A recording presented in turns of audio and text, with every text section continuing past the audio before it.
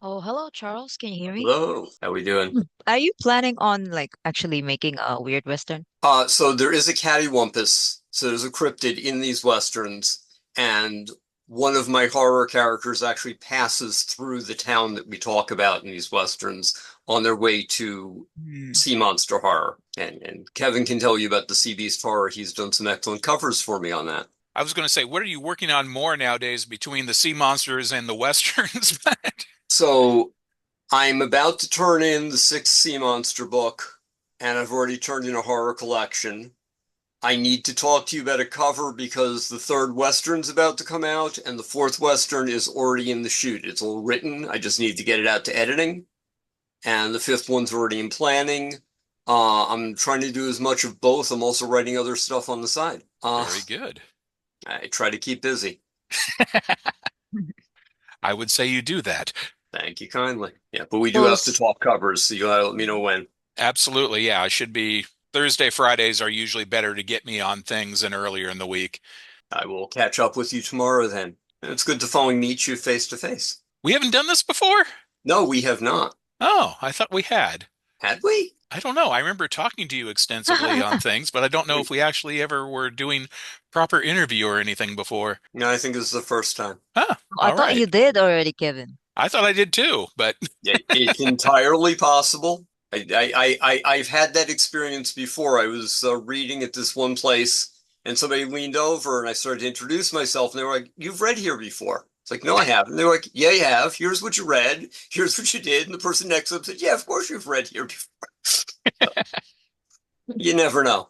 you never know. You do these things all the time. They begin to like, yeah, I've done one of those somewhere. Yeah.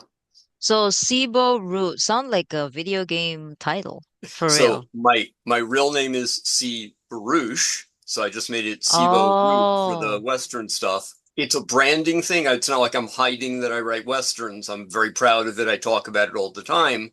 But what I write in the Westerns is just so different than what I write everywhere else. I didn't want to link it too tightly because I didn't think people who liked one thing were necessarily going to like the other thing. Yeah, not a bad strategy to have on all of that. How do you adjust between going between two entirely, well, I guess not entirely different. You could have ones that overlap enormously, but usually entirely different genres. Oh, I write characters. I write people. And when you put those people in a horrible situation, you produce horror. And when you put them on a spaceship, you produce science fiction. And I don't want to minimize it that way. I respect that when a reader picks up a book that says science fiction, they expect certain things. When they pick up a book that says Western, they expect certain things. And I need to respect that. It's intensely important that I give them the kind of stories they want. But at the end of the day, I read for character, and I believe that most people do. That plot can be interesting up to a point, but you got to care about somebody.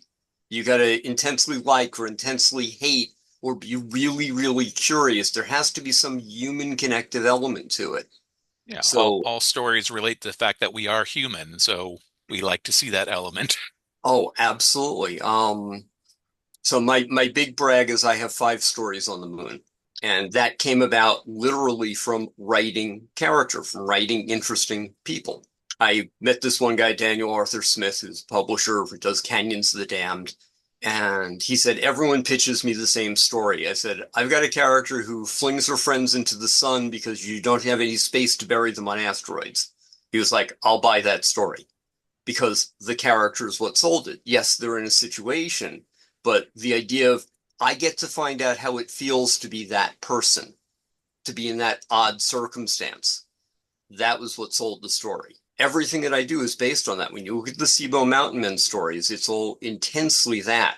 It's here's a group of people in a rough situation, which is Appalachian, upslope, very little resources, but they come together as a community, they function as individuals, and they give you both of those things. And that's very core to the Western, is both the idea that a Western town is a town, that it's a group of people that are interrelated, and at the same time, it's the lone hero.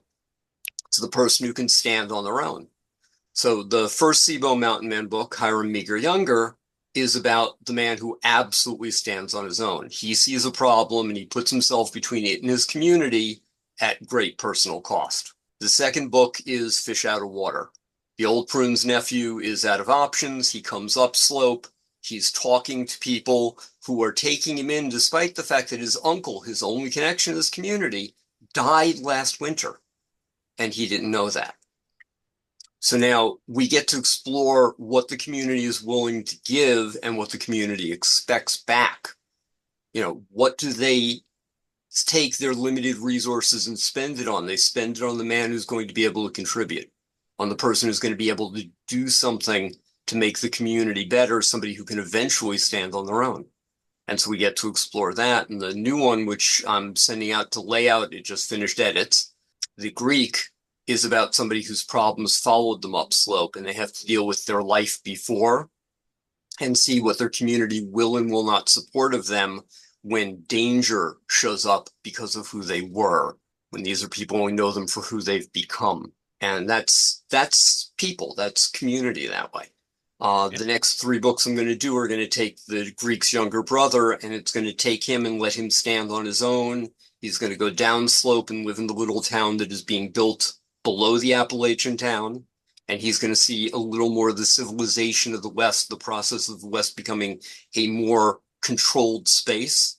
But it's the edge of that. It's after the Civil War. There's a lot of rough things still going on. There's a lot of unsavory element. There's a lot of maybe there aren't rules. And that's the space I'm going to play in for the next 3 books. I can Oh, ask this I later. was just going to ask if there was a particular type of character he enjoys writing the most, or if it's just general, see what happens in the situation. What I like most is a character I don't fully understand, because I'm going to have to climb into their head and I want to learn something from it. And I want to learn it in a way that I can share that with my readers. So I like a character that I know parts of why they're doing what they're doing. I understand some of their motivation, and I want to explore it with you. I want to find out what that character's like. And the best compliment I ever got from my writing group was I was writing this story, and one of the people looked at it and said, "Barbara wouldn't say that." I said, "What?" They said, "You've given me so much of her personality. I can tell you, Barbara would not say that."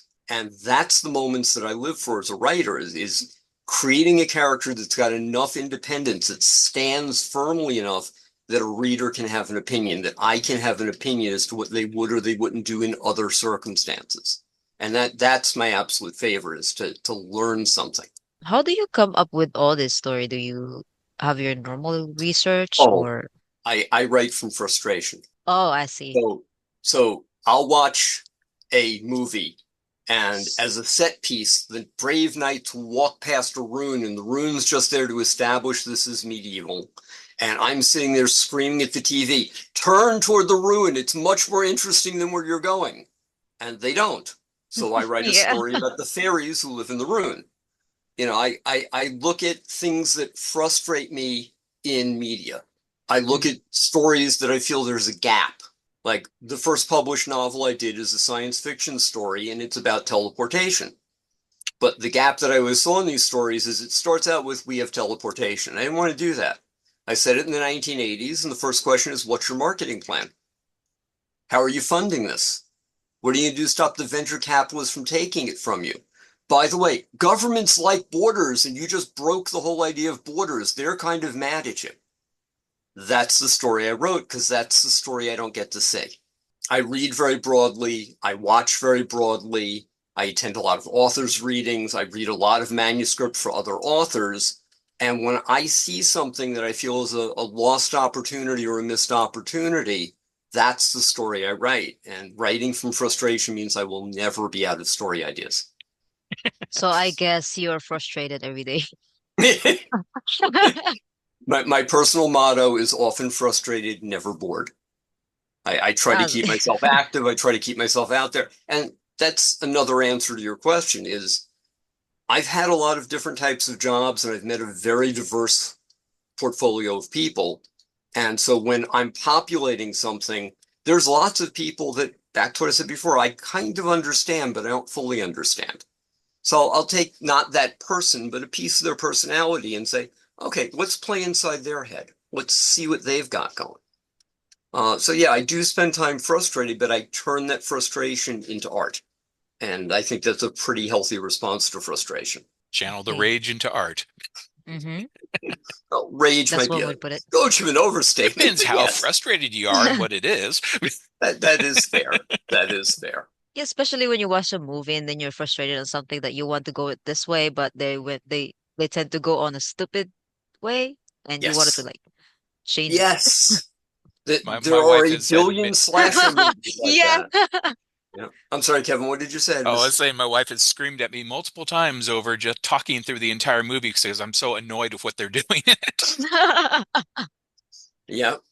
Yeah, But yes, you could be saying it's something. It's right there. It's right there. Can't you see that? It's right there. yeah.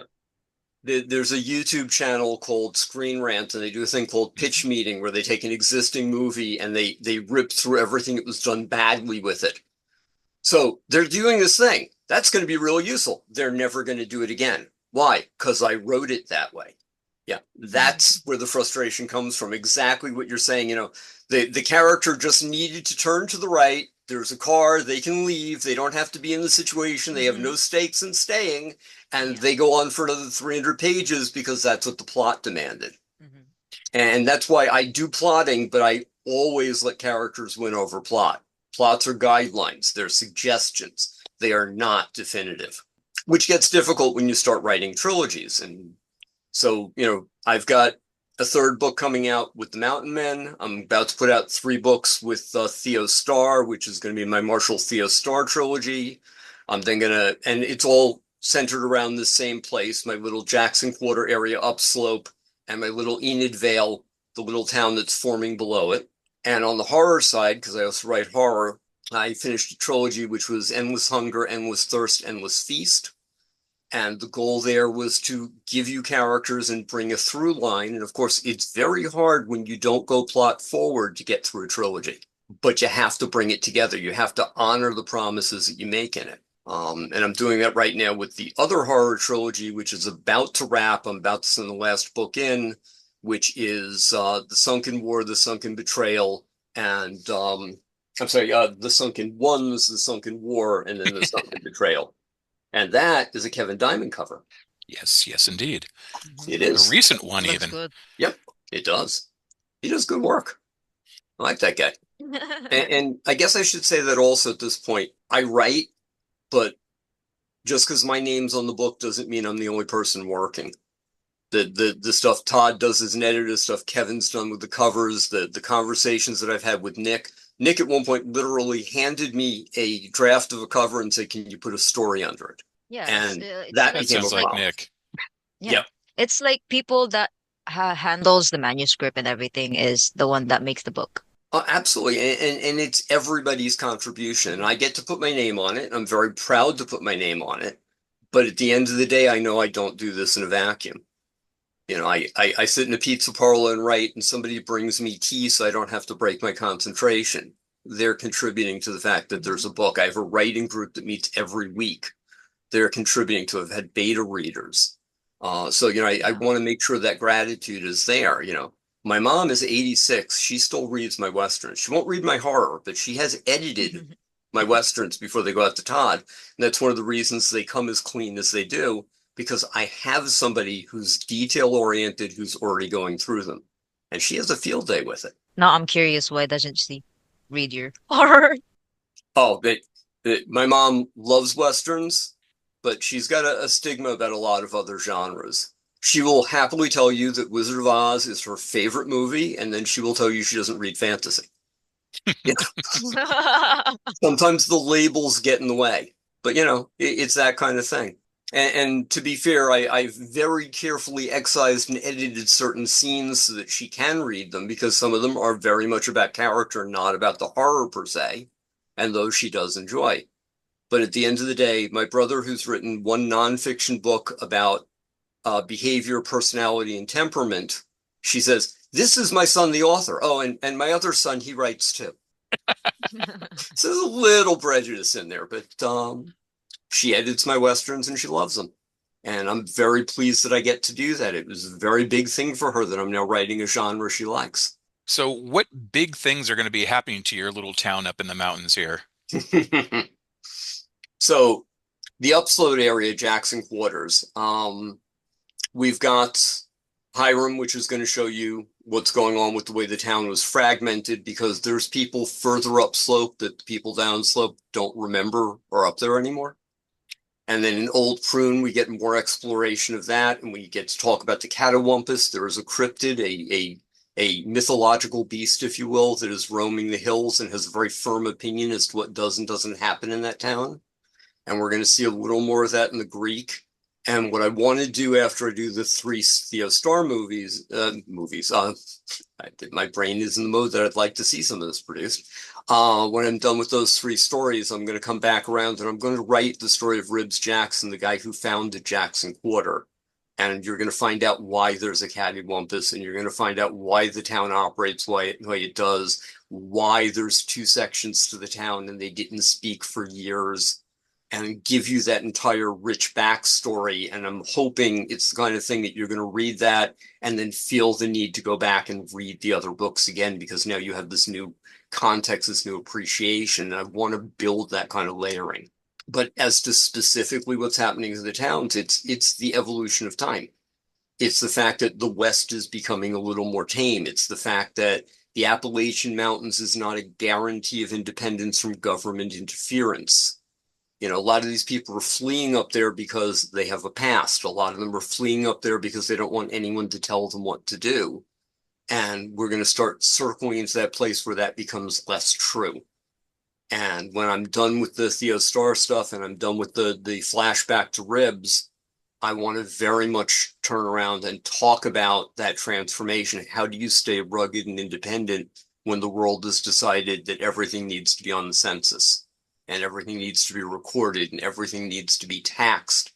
And as the world starts creeping upslope, I want to talk about how they deal with that in order to still be true to who they are. And that's the next challenge for me. That's where I'm going to come back to in the Westerns when I'm done with Theo. Very good. Yes, the entire whole of history was doing massive changes right in that little short period that we qualify as Westerns. So, Yeah. yeah, that definitely fits to that. And Appalachians, even as much as they've tried to remain a pocket, unfortunately have to come into the rest of the world too. They do, and they do in the most disadvantaged way, because there's communities today in Appalachia that have no effective internet, that have no effective running water, that are getting none of the benefits that go with being in a civilized society, but they're getting all the same problems.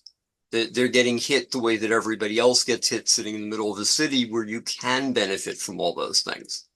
And you know, being in a place where you've chosen, or circumstances is chosen, or you know, where your parents lived is chosen, that you're in this rougher life, to still be subject to all the restrictions but none of the benefits, it feels like a bad play. And I want to explore that. I want to explore the feelings that relates to and represents. You know, once again, people. People. Yeah, they can't exactly self-govern themselves when the rest of the government is coming in. Yeah. And this is always the challenge is, you know, there's a place in the world where you should be able to stand independently. And there's a place in the world where, you know what, I need hospitals, I need doctors, I need all these facilities and capacities. But at the same time, we don't always get to pick where we're living on that range, you know, who we married, where we live, who our parents were, which church they went to. All of these things very often have a huge play in deciding things that don't necessarily match our temperament, our capabilities, our personality. And that's where a lot of the friction comes from that makes stories stories. That's where a lot of, you know, not every bad situation is from a villain. A lot of them are, this is a great circumstance for someone who's not me, but I'm the one living it. Or it's an okay circumstance, but not for me. And I think that gets undervalued in a lot of writing. And that's one of those missed opportunities that I try to go for. So you're saying the stories don't all end with hero rides off into the sunset and everything is wonderful. Oh, they never do. Uh, no, there's consequences. And I think that's an important part of the story is that, you know, if there's no stakes, if you're guaranteed the happy ending, then nothing happened. And there's a place for stories like that. There absolutely is. But generally speaking, there should be consequence, because that means that there was risk during the story. It meant the person had to make choices and had to live with those conclusions. And so I don't write fairy tales. my characters have to live in the next book. Whether that book gets published or not, they need to be there. The story doesn't end because the book closed. The story is a person's story, and therefore it's going to go through their entire life. It's like it's always going to be open. I mean, it's got to be. I've lived a number of lives myself. I mean, I've usually held 3 and 4 jobs at a time, which is also one of the reasons I can write at this speed, because I'm used to producing at volume, with quality. And because of that, I can talk about adult education. I can talk about slow boat shipping. I can talk about tugboat dispatching, international rush courier. I can talk about clothing manufacture. I can talk about import-export businesses. I've got all these lives sitting in me, which is part of why I can write characters the way that I do. But it also reminds me these characters don't close up shop at the end of the book. They've got to get up the next morning. And they had to get up the morning before the story started. And I feel an intense need to respect that when I write. So it's kind of like the world inside of your book doesn't just run just in like what's written in that book. Oh, beautifully said. Yeah, the book is a window into that world. It is not the only view path. It's not the only through path. It's You still know, running, even if you're not yeah, reading the book. it has to be. I mean, I'll point to Tolkien. Okay, his characters, if you followed anybody other than the people you followed, you never would have gotten the whole story. The characters really kind of begin and kind of end there. So that's been done. We can put that aside. He did it. He did a really good job. We don't need to do that anymore. We can do the other part. And I feel that strongly that very few authors should ever be allowed to get away with the story starts when the character is here and the story ends with the character here and nothing else interesting happens. And you followed the only interesting character and nobody else would have given you any perspective. If you go upslope to Jackson Quarter, you could follow any of those people. And that's why each book features a different person, because you could follow any of them and get a complete and interesting story because they're all living their own lives. I have a dear friend that says all the George R.R. Martin books that you should read them all the chapters relating only to the character and read the entire story through just with that character. Then go back and read the next character Yeah. and see how it all intermeshes and intertwines, and it's completely different from each one. And it should be. And I love that. Yeah, it's like reading a different kind of perspective to everybody. Like this one views this person as this, the other one Yeah. views this person as this. Like it's kind of like you understand more onto it. Like it's very open. Oh, absolutely. I have an unpublished World War II novel, and my friend John uh, wrote a chapter from one of the characters' perspectives to give me an insight. And the first words out of the character's mouth, talking about the main characters, my God, she's exhausting. I'm like a cheerleader every minute when I'm around her. And you look at what I wrote on the page, and you could see that the character could feel that. I didn't intend the character to feel that, but I looked at it, it was like, that's completely valid. That's exactly how Betty should feel in this situation. That all she seems to be able to do is cheerlead, and she should be pretty tired of it because she had a full life before this person showed up. And those kind of things, like I said, when other people can take your characters and see them for who they are, they can even show me things about those characters. That's what tells me I'm doing a good job. That's what makes it interesting to me, and that's what I hope makes it interesting to the readers, is they get to live with these people, they get to visit with these people. And every time I write another book in Jackson Quarter or Enid Vale, you get another visit, you get another chance to look. Actually, sounds like a very fascinating world to jump into with everything here. I'm looking forward to all the stuff that's going to be coming up immediately now and this in the near future too, because you've Appreciate got that. it all pretty well lined out there. Like I said, often frustrated, never bored. I don't like to just sit around.